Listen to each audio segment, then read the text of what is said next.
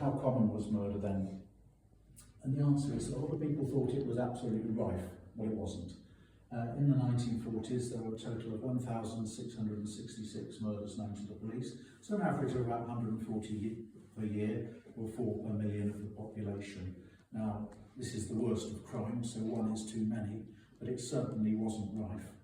To give you another statistic, in the first half of the 20th century, there were 3,130 people were committed for trial for murder, 1,210 were convicted and sentenced to death.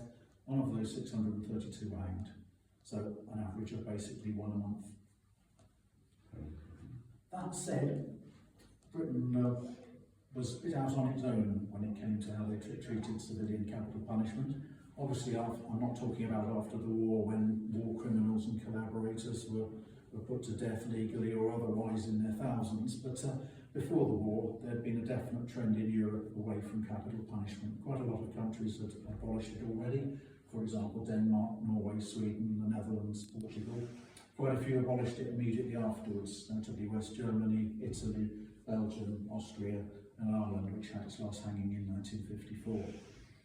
Britain wasn't the last country to abolish capital punishment in Western Europe. Greece carried on under its military dictatorship, using the firing squad until 1972. Spain carried on during the lifetime of the dictator General Franco. He died in 1975, and by some accounts his last conscious act before slipping into his last coma was to sign the death warrants on 5 young men who had been convicted of assassinating policemen or soldiers.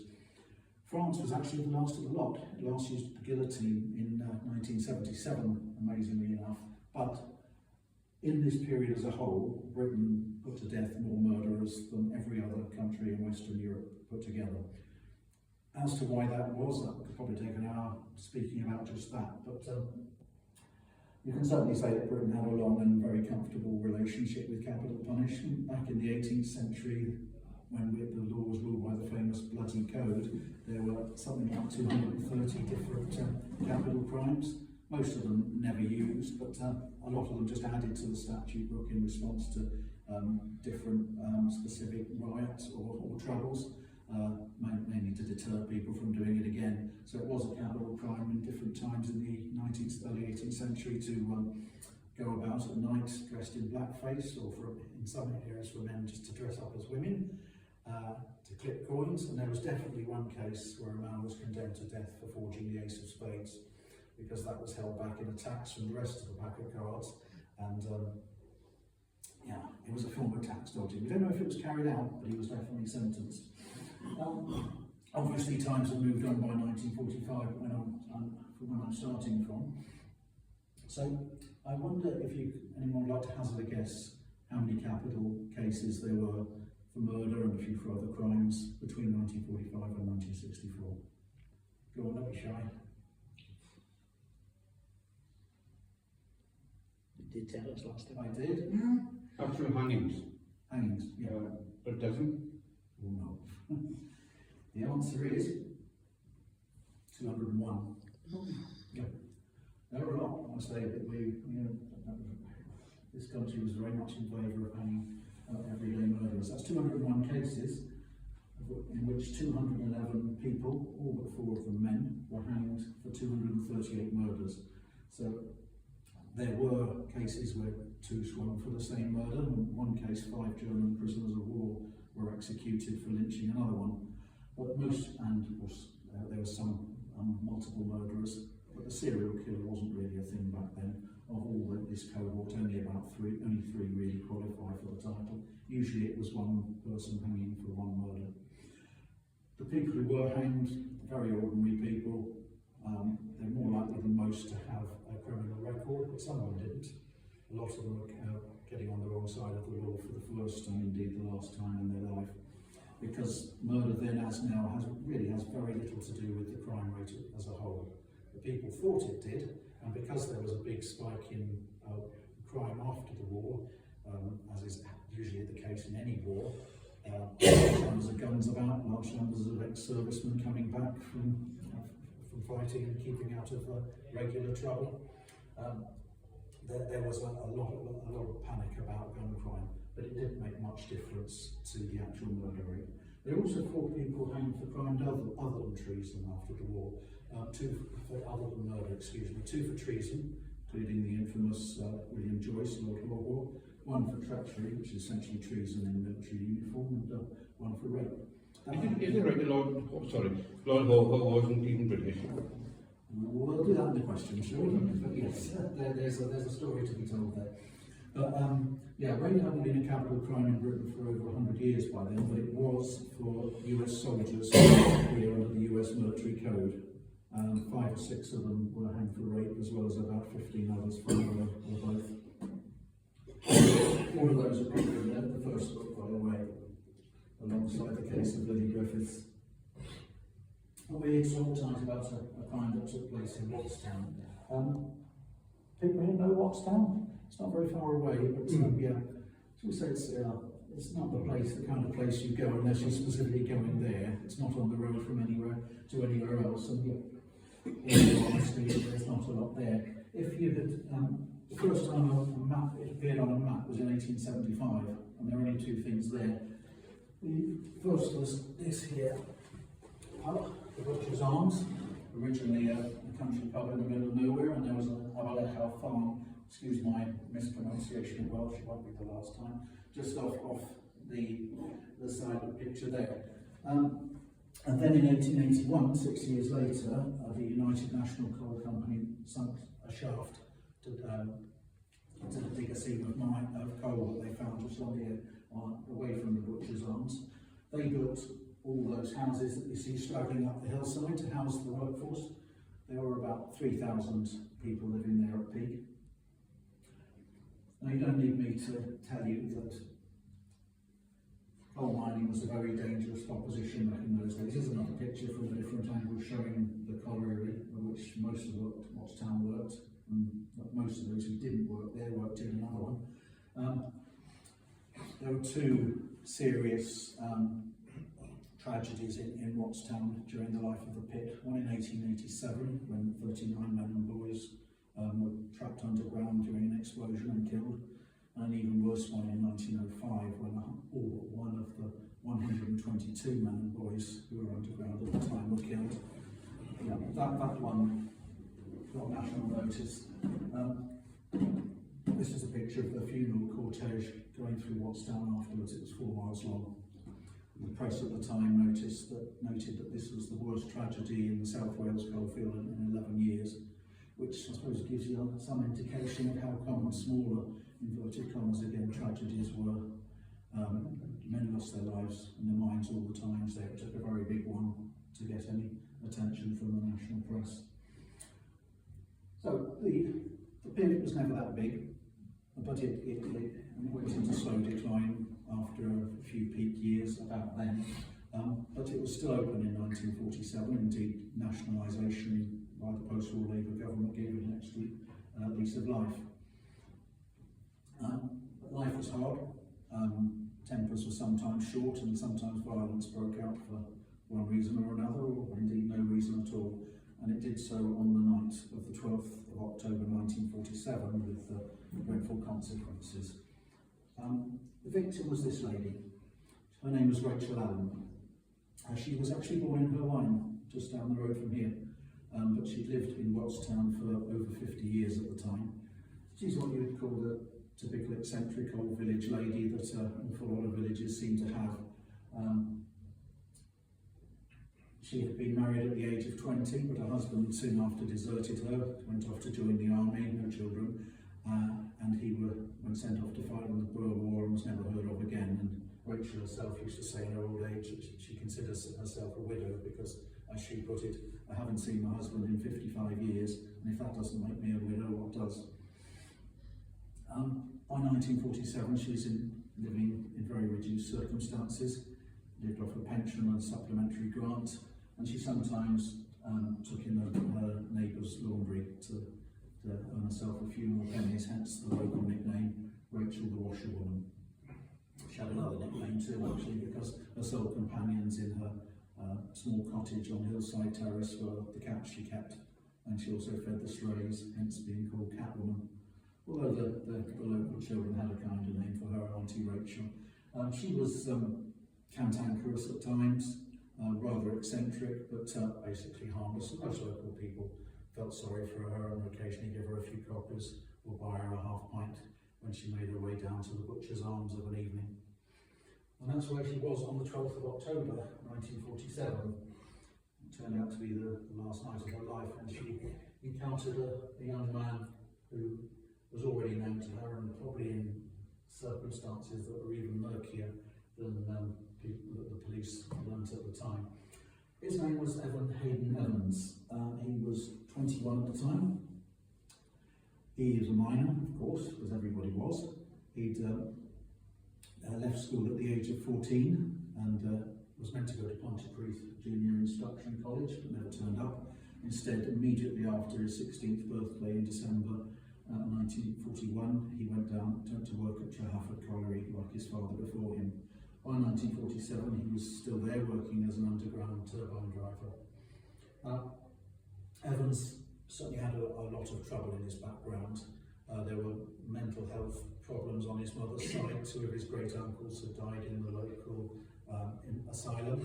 One of them was called Morgan Jones, and he was known as the local wild man of the woods. When he was brought in, he actually turned violent and threatened other patients with a knife. The other was called Richard Jones, and he killed himself 2 days after admission. How much of that passed down the line, we don't know. There are other more immediate tragedies in his life. His father, Morgan Evans, had also been a miner but was now too sick to work. He had a sister called Violet who was too ill with her nerves to work. Another sister had married and left home, and worst of all, his twin sister had died of tuberculosis a year before. So he was this young bloke of 21, basically supporting a whole family of 4. You might wonder if that had something to do with the terrible crime he committed in 1947. Certainly he was drinking a lot more heavily by then, and was always on a bit of a short fuse. I'll keep this up for a little while, because this is the map that shows you the geography of the crime. I'll point out some of the key places. That's not a pen. Something over a pointer, but or that's a second. Yeah, you can have my big stick. Oh, big stick. Ever say no to a big stick? Thank you. So, pay attention, class. Up here at 39 Hill Lefkow, further apologies for the pronunciation, right at the top of the hill, the last street but one, that's where the Evans family lived. Where it says Premier here, that's exactly where Rachel Allen lived, because her cottage and the one next to it are now part of the little shop. It's been rebuilt a bit, so it's hard to turn the exact geography of where she was killed, but it was, that's where it was. Where it says Howdens of Porth, that's actually a car park, and that's the site of where the Butcher's Arms was. It's long since been demolished, but it was succeeded actually by the Wattstown Hotel, which stands there, but you might have heard in the papers that was burnt down 5 years or so ago. The shell's still there, and they're working out whether to convert it into flats or demolish it altogether. Now, on the night of the 12th of October 1987, Evans made his way down this way. There's some steps in here as well that you can't see on the map, but it's about a 12-minute walk down to the Butcher's Arms. His plan was to spend the evening drinking, because that's basically all there was to do. Ironically, they've got one more pub now than they do now. The only other forms of entertainment really were to take a bus and go to Porth or somewhere else, to go to a dance or go to the cinema. But drinking was on his mind that night, as indeed most weekend nights. As he approached the Butcher's Arms, he bumped into his friend Glendower Phillips, who was just leaving. He intended to go here. It was then the Cosmo Working Man's Club, now called the Wattstown Social Club. But Evans persuaded him to come back in for a drink. And then another, and then another, and then another.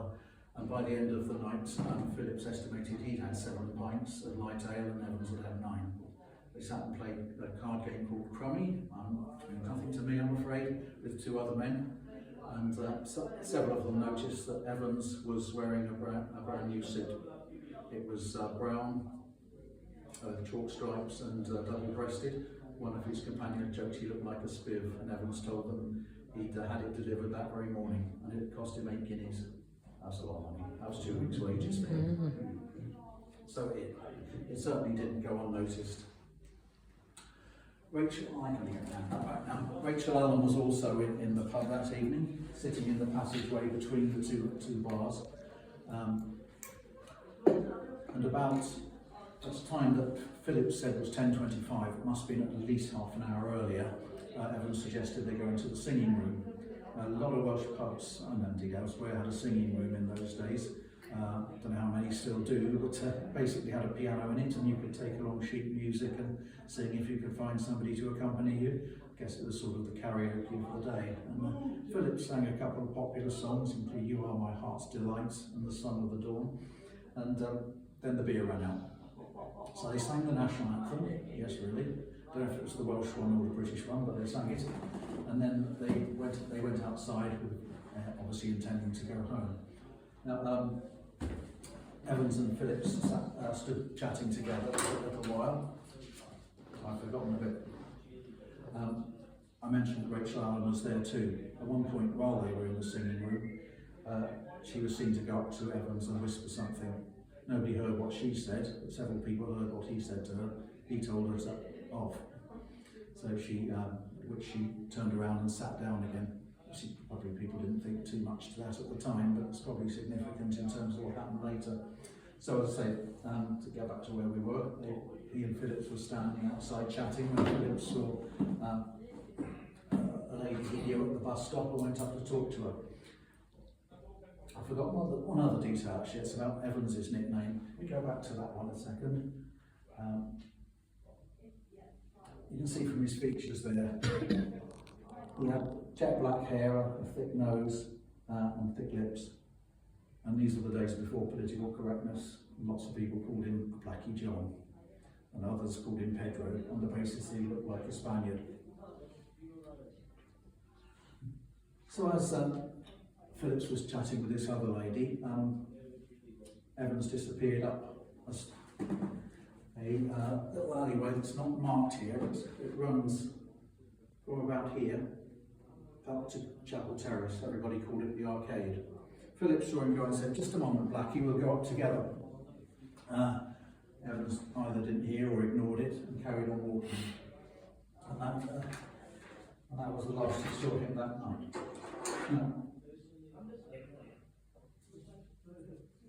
Rachel Allen also left at the same time, and actually I'll have that back, because it all takes place within a fairly confined area, but at about 10:05 by his estimate, a miner called Reginald Jarman, who lived up here, about number 41 Hillside Terrace, saw Rachel Allen coming up with a young man behind her. Now this man was not Evans, he was 6 foot tall for a start, whereas Evans was 4'11". And he heard Rachel say that she was worried to be going home on her own. And the man said, "Oh, she'd be all right because there are lots of young men coming up the arcade." Then you might think that would be a thing to be worried about, but in those days, of course, everybody thought you'd be safe among your own people in the village that you lived in. You're only worried about danger from a mad stranger coming in from outside.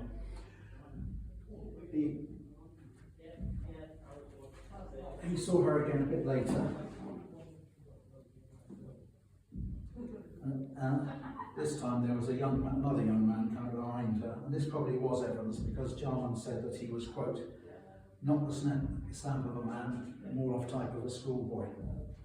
2 other ladies who'd just come in back on the bus to the stop by the Butcher's Arms also came up the arcade at that point. They were called Elizabeth Ward and Mary Morgan, and they both knew Evans from school. In fact, they both knew it was Blackie John, and apparently didn't know his real name. That's how things seemed to work then. Elizabeth said hello and jokingly said, "Aren't you scared? Aren't you ashamed to be out on your own late at night? Aren't you married yet?" And he said, "No, not for 10 years to come." At that point, Margaret Morgan's husband joined them, and they walked away down towards Hillside Terrace. They saw Rachel standing in the middle of Chapel Street, Nuffle Chapel Terrace, and she asked them to walk her home because she was scared, and Elizabeth said, "Oh, go on, Rachel, there's nothing to worry about." Another pair of witnesses were a courting couple who came home on the same bus called Darry Rees and Vera Collins.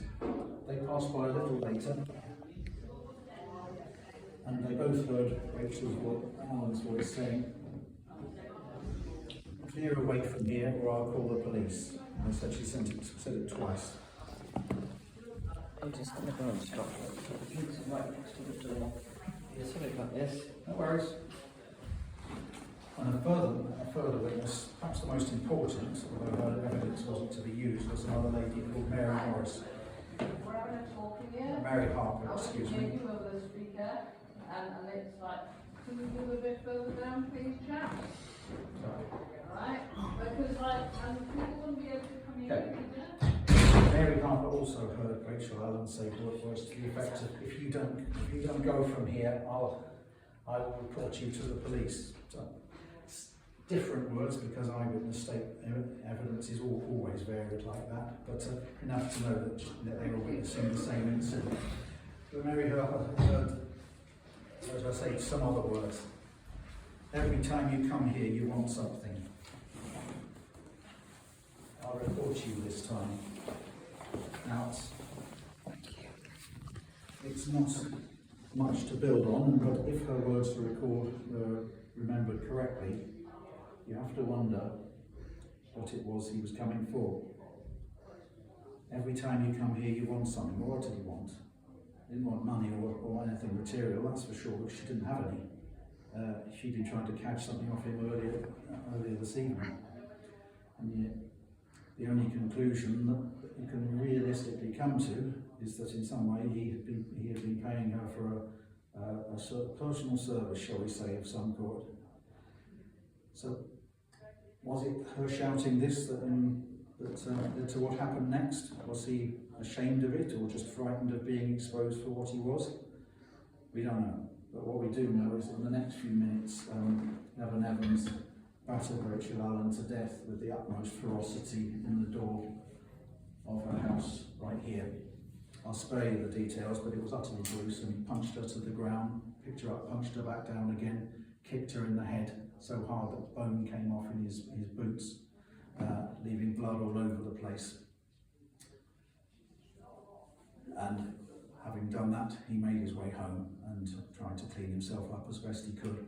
But the murder was not actually discovered for about an hour when a lady called Mary Morris came across the road to the house to the same cottage, because she shared a front door with Rachel Allen. And as she groped about in the dark, she stumbled, fell into her own front door. And when she managed to turn on a light to see what she'd fallen over, she saw with horror that it was the body of her neighbour. So she began screaming hysterically. Her brother-in-law, Thomas Rowlands, came out of the house opposite to see what was going on. And when he saw, he covered Rachel's body and then went looking for the local beat bobby, PC Steve Henton. As it happened, Steve Henton had already heard and was making his way there. This is the scene of the crime shortly afterwards.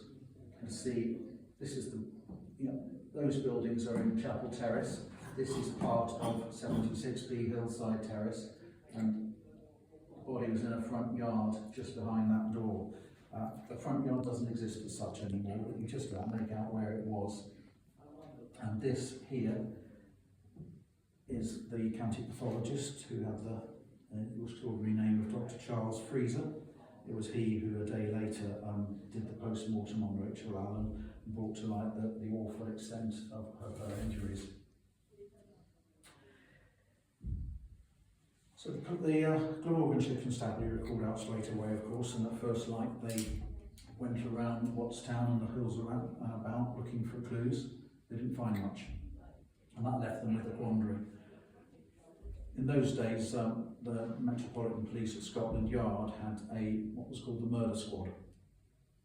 This was a group of very experienced detectives who were available to be sent at the request of the local chief constable to any murder cases that they were struggling to cope with. Not every chief constable wanted that. Some of them wanted to stay in charge of their own patch no matter what, but Chief Constable John Jones of Glamorganshire was not one of those. He decided straight away he wanted the murder squad. He rang them, and that evening they sent down a team of 2. Detective Chief Superintendent John Capstick and his sidekick Detective Sergeant John Cwmaman. Now, Capstick was a hugely experienced policeman. He'd been with the murder squad on and off since 1933. During the war, he led Scotland Yard's so-called Ghost Squad, which infiltrated the racketeering gangs of London and curtailed a staggering amount of crime. His nickname in the force was Charlie Artful, and this came about because he got into a bit of joshing banter in the canteen with a sergeant called Alf Dance, who complained that he kept his men going for 14 hours a day and they still didn't get the same results as Capstick did. And Capstick's response was, well, I keep mine going for 18 hours a day, including early opening hours. Dance said, I could hear old Charlie Artful himself, and the name stuck. Now, unlike some Scotland Yard detectives, Capstick was always one to draw on the intelligence of the local community. He liked to embed himself in them, get to know people, and tease out what information they might have, rather than descend from on high and try to work everything out himself. I'm sure you all know the Welsh tradition of nicknaming men for the jobs they do, like Jones the Bread or Thomas the Drive or whatever it might be. Well, within a few days he became known as Capstick the Whitehall. Hence when Whitehall came to Wattstown. I'll have to redirect at this point. Like several of his colleagues, Capstick became pretty famous before he left the murder squad, partly because of his success, partly because of popular interest in crime, partly because he was a monstrous self-publicist, always on the lookout to getting himself in the paper. This is a serialisation a few years later of the evidence case, with him prominent to the side of it, how he solved the case of Rachel the washerwoman. There are many, many other articles like that. Describing how he conducted investigations, Capstick said, I had my own way of doing things, and nobody else ever had it. I used to collate my evidence in bits and pieces before I gave any suspect a broadside. I've many a time suspected a man of committing a major offence, but wouldn't go near him until I'd collated every mortal thing I could get. I only used to see my suspects once, twice at the most, and it was like giving them a broadside from a battleship when I did. And a lot of that was to be in evidence in the Wattstown case. So he and Cwmaman arrived on the evening of 13th of October. He noticed the sound of chapel singing all around him, and he went straight to the site of the murder where PC Henton was still on duty guarding the body. He wrote of Rachel Allen, pitiful in a shabby black dress, faded coat and black knitted shawl. She lay in a pool of clotted blood, her head pointing to the door of her wash house and her feet towards the nearest door. As I said, there were no immediate clues. No fingerprints, no footprints. There was a bloody palm print on the door, but that was no use with the forensics of the day. The police always thought it was unlikely that this was a robbery gone wrong because Rachel Allen had nothing worth taking, but nobody knew of any other motive. And of course the local community wouldn't believe it was one of theirs who'd done it. As several people said to Capstick, no one here would hurt old Rachel.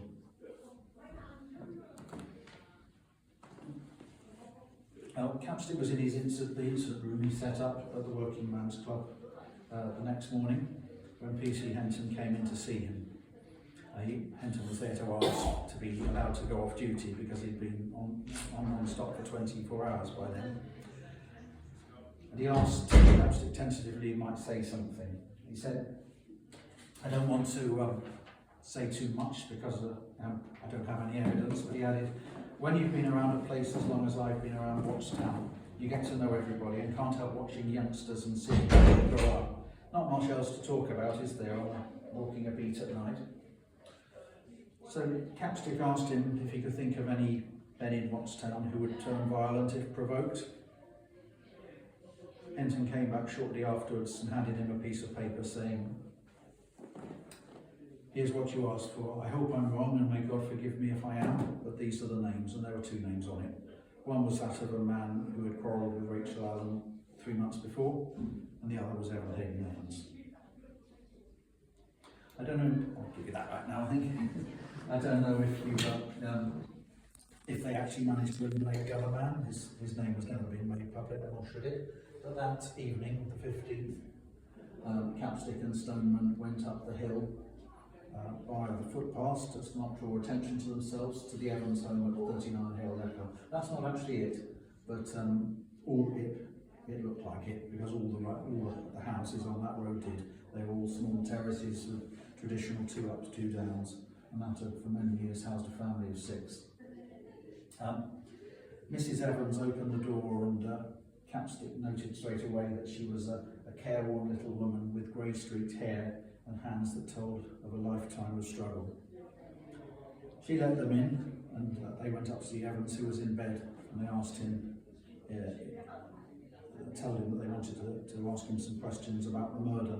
He immediately said, "I didn't do it, I know nothing about it, I left the pub last night and came straight home." Capstick then asked him to come to the station to answer some questions.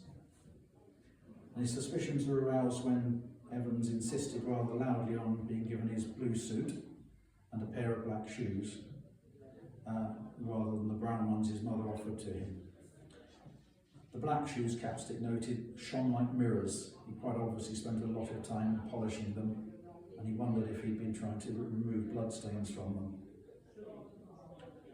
So at the station, they questioned Evans, and he maintained his story. He'd gone straight home, he knew nothing about the murder, hadn't seen Rachel Allen, hadn't seen anyone else. He had some scratches on his hands, but he said that they came from work, and that was entirely plausible, of course. The police conferred among themselves and came back in and asked him what suit he'd been wearing on the night of the murder, and he said, "This one I'm wearing, it's the only decent suit I've got." So Capstick now sent Detective Inspector Williams of Pontypridd back up to Hale Lechau to collect as many more clothes, and including the black shoes, as he could.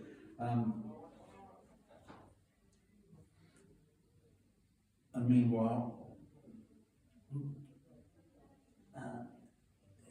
Evans started to get nervous. He began clenching and unclenching his fists, and then at one point he seemed to realise it was pointless to carry on lying, and he looked down and said, "I remember now, she called me a filthy pig." And then he told us the story. He had indeed gone up by a hillside terrace. He was drunk, he stumbled into Rachel Allen, and she shouted, "You filthy pig, I'll get the police onto you," and he completely lost his temper. He described how he beat and kicked her. What he didn't describe, and he left out completely, the fact that he also sexually assaulted her. And he also left out the fact that for whatever reason he stuck a match up her nostril. He concluded by saying, "I lit a match and she was all bleeding. Then I realised what I had done and I went home." And he added that he was very sorry for what he'd done. Well, there was a confession, but Capstick was feared that it might not be enough, because it was very common for murderers to retract confessions that had come over them in a fit of conscience when they realised that wasn't going to get them off the consequences of their actions. What he really wanted was to get the brown suit. And D.I. Williams came back from the house without it. So where was it? Capstick certainly really needed to be found to construct a watertight case against Evans. So he sent police around all the local laundries and dry cleaners to find out if a blood-stained brown suit had been handed in the last couple of days. None had. They also found a tailor in Ferndale nearby called William Jones, who confirmed that he had made the suit to measure for Evans and had delivered it the morning of the murder. So where was it? Capstick and Stoneman went with Evans back up the slope to 39 Hill Lechau, and again his mother answered the door, looking utterly crushed and defeated, and of course very angry about what was happening. And Capstick said he felt very sorry for this poor old lady who had gone through so much and was now going to lose her son as well. But he had to do what he had to do, and he told her very patiently that if necessary he'd get a warrant and take the cottage apart piece by piece until he found the suit. Mrs. Evans looked at him straight and meaningfully, then walked over to the settee, stared at him again, and then went upstairs ostensibly to look for the suit there. Taking the hint, Capstick took the cushions off the settee and immediately realised that the fabric underneath had been lifted up and the tacks replaced. When he lifted those up, sure enough, there was a blood-stained brown suit in it, and not just covered in blood, there were bits of bone and semen stains in it. The blood proved to be from Group A, which was Rachel Allen's. That's as far as you could go with blood evidence in those days. It was the days before DNA testing. But it was more than enough to charge Evans with murder. So next day he appeared before magistrates in Porth to be charged and was remanded in custody for a week, and that process, as in all these cases, took place every week while the evidence was collated, and he came to trial on the 16th of December 1947, so just 2 months after the murder, at the Cardiff Assizes in this building, whose name I'm afraid I've forgotten. No, it doesn't matter very much. The trial judge was this man, Mr. Justice Lawrence Byrne. He was quite new to this judging. He'd been a very eminent advocate in his day. He'd actually been the prosecution counsel in the case of Lord Warhol the year before, and became even more famous 13 years later when he was the presiding judge at the trial where Penguin books were tried for under the Obscene Publications Act for putting out G.H. Lawrence's Lady Chatterley's Lover, where the prosecuting counsel famously asked the jury, "Is this the kind of book you would want your wife or even servants to read?" Talk about misreading the room. Right. As would always be the case in the murder trial, the Director of Public Prosecutions briefed the King's Counsel, KC, one of the most eminent barristers, to lead for the prosecution with the support of 2 junior barristers. That was Arthur Davis, KC, and the defence briefed another KC, similarly his name was Hubert Llewellyn Williams. Now, there was a bit of drama at the very start, because when Evans was asked how he pleaded, he looked down and muttered guilty. That certainly took Mr. Williams by surprise, and he immediately asked for an adjournment while he and the solicitor talked to Evans, and they came back and he pleaded not guilty. Now you may ask why, when he patently was, but pretty much every murder, everyone accused of murder in those days pleaded not guilty. In fact, of the 215 I gave you as the total number earlier, the total number who pleaded guilty in those years was 7. To plead guilty was not just to admit to the facts, it was to say that there were no mitigating circumstances, it was to pass up the chance for your counsel to cross-examine and possibly establish any mitigating circumstances. It meant you couldn't appeal because there'd be no trial. If you pleaded guilty, the judge would simply determine that you knew what you were doing by pleading guilty and would go straight to sentence. So those who pleaded guilty wanted to die. So he pleaded guilty, and a trial took place, but not for very long. It was over in a day. A lot of straightforward murder cases were then, compare and contrast with today. Obviously, Arthur and Davis cross-examined the police to establish the facts. They didn't call many other witnesses because it was deemed unnecessary.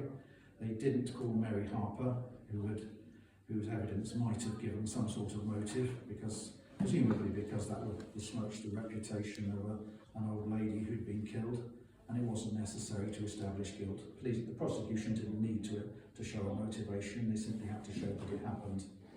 Evans did not testify, in fact nobody testified for the defence, and his counsel, Mr. Llewellyn Williams, tried the only angles he could, which were insanity or manslaughter. He said, some psychological disturbance took place in this young man's mind after seeing the woman on the ground and impelled him to kick her, rather leaving out the fact that it was Evans himself who had knocked her to the ground. He also tried another angle that perhaps perhaps it was the first blow when Evans wasn't actually trying to kill her that was fatal, and so all the rest were irrelevant, and that was manslaughter. Well, good try, but it had no standing in law. He had assaulted her in a way that caused her death, and that in the law of the day was unequivocally murder.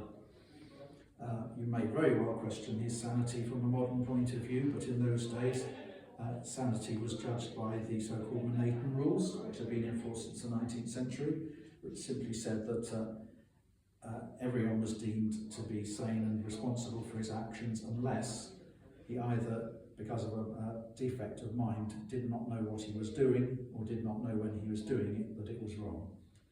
There was not much evidence to suggest that was the case with Evan Evans. From the very fact that he expressed remorse for what he'd done, it showed very well that he knew it was wrong and that he knew he'd done it. Mr. Justice Byrne summed up for 45 minutes, giving the jury the option of manslaughter, telling them the circumstances in which they could find a verdict of manslaughter rather than murder, and they came back with a verdict of murder. And they didn't exercise their right to recommend mercy, which sometimes had a bearing on what actually happened. Then Mr. Justice Byrne sentenced Evans to death, telling him he had been convicted on proper evidence of a callous and filthy murder. Now, as you know, not everyone who was sentenced to death was hanged. There were basically two stages two hurdles that had to be cleared before an execution went ahead. The first was the possibility of appeal to the Court of Criminal Appeal in London. Now, the Court of Appeal heard motions from the defence to the effect that the verdict might have been different had the evidence been presented in a different way. They would normally claim that the judge had misdirected the jury on a matter of law or had not summed up fairly or put both sides of the case. What an appeal was not was an attempt as a rerun of the case. You could not stand up and say that the jury got it wrong, because jury verdicts were sacrosanct if they were properly instructed. An appeal would normally be heard, if he was available, by the Lord Chief Justice of England. And he was available, which was not good news for Evans, because the Lord Chief Justice was this man, Rayner Goddard. He was actually new in the post as well, just had been appointed a year and a half before. Bizarrely, considering it was a Labour government, they appointed him a rabidly reactionary Tory to succeed to the post. This was partly because the Attorney General, who would normally take the post when it became vacant, didn't want it, and Prime Minister Attlee, who'd never met Goddard, was presumably recommended him on the basis of his eminence as a judge, and maybe because he was 70 years old, thought he wouldn't be around in the post that much longer. Well, actually, he lasted 13 more years and was by far and away the most significant Lord Chief Justice of England in the 20th century. Now, Goddard, you may have heard of in connection with the Derek Bentley case. He was the original hanging judge, almost fetishistic love of capital punishment and corporal punishment. No interest whatsoever in the personal circumstances of defendants. His view that the crime was the result of individual wickedness and nothing else. And he was supported by two other judges, Mr. Justice Humphreys, who was even older. He was 80, dated all the way back to the Oscar Wilde trial in the 1890s, and had presided over the trial of Dr. Crippen in the 1920s. And Mr. Justice Singleton, who actually presided at the trial for the murder of Lily Griffiths of Cwmaman the year before. And he was a positive youngster at 62. It was far from unknown for the appeal court to overturn a verdict, but there had to be good reason. And Evans's appeal was a pretty hard-hearted affair. Even his solicitor, who appeared in front of the court, said he couldn't, in all honesty, come up with anything to support the appeal. Goddard said that seemed a very appropriate line to take. Asked Evans if he wanted to speak, but he didn't. He never said a word other than guilty or not guilty at the trial or at the appeal. And then they dismissed the appeal without calling on the prosecution. Goddard said in his characteristic way, the circumstances of the case were so terrible and so revolting that he didn't intend to detail them. It was enough to say that Evans was tried with the utmost care and the summing up was beyond criticism, that the jury had been offered the verdict of manslaughter and hadn't taken it, and he added, The circumstances, quote, made one wonder whether or not this man can possibly be regarded as a sane person. But that was not for the appeal court to decide. The decision then went to this man, the Home Secretary of the day, James Tutor-Reid. And as I said, there was a Labour government with a very big majority, and the vast majority of Labour MPs were abolitionists. But the government didn't want to go there. Tutor-Reid himself had been an abolitionist. He voted to abolish capital punishment before the war, but he took the view that he had to apply the law as it was, rather than as he thought it ought to be. He'd already let about 40 death sentences stand, and there'd be another 55 after this one. He did, as was quite common where there were doubts about the mental health of the condemned man, appoint 3 psychiatrists to evaluate Evans. But they reported back that they didn't see any evidence of mental disease in him such that they could recommend a reprieve, and they didn't. Indeed, inevitably didn't reprieve him either. So it was on the condemned cell at Cardiff on the 1st of February. Evans was told that his execution would go ahead in 2 days' time. I did write in a lot of details about how hanging actually worked, but to keep things short and give you time for questions, I'll leave them out. But you're welcome to ask them out. The final act in the drama went over to these men: Harry Pierpoint on the left, and his assistant, Albert Pierpoint on the left, and his assistant Harry Kirk. Pierpoint, I dare say you've heard of. He was by far the most famous hangman this country's ever produced, and certainly the most prolific. In a career of about 25 years, he was present at about 600 executions, both as the main man or as an assistant. About half of them were German war criminals, and he was regularly flying over at this time to Hamel, which we call Hamlin, as in the Pied Piper, to hang batches of convicted Nazi war criminals from Germany or other places. He was a very efficient hangman. He got it down to a fine art, and the executions he presided over normally took no more than 15 seconds from the point he and his assistant entered the condemned cell to the point at which the man was left as dead at the end of a rope. Kirk, not quite such a savoury character. He was pretty good at the job, but also had a bit of a morbid interest in it and was prone to inappropriate jokes at the wrong time. He later got his chance to be number 1 and blew it. He botched an execution at Norwich in 1951 by trying to go too fast, and that was enough to get him permanently removed. They came for Evan Evans at 9 o'clock in the morning on the 3rd of February 1948. It went off without a hitch. There was nothing unusual about it.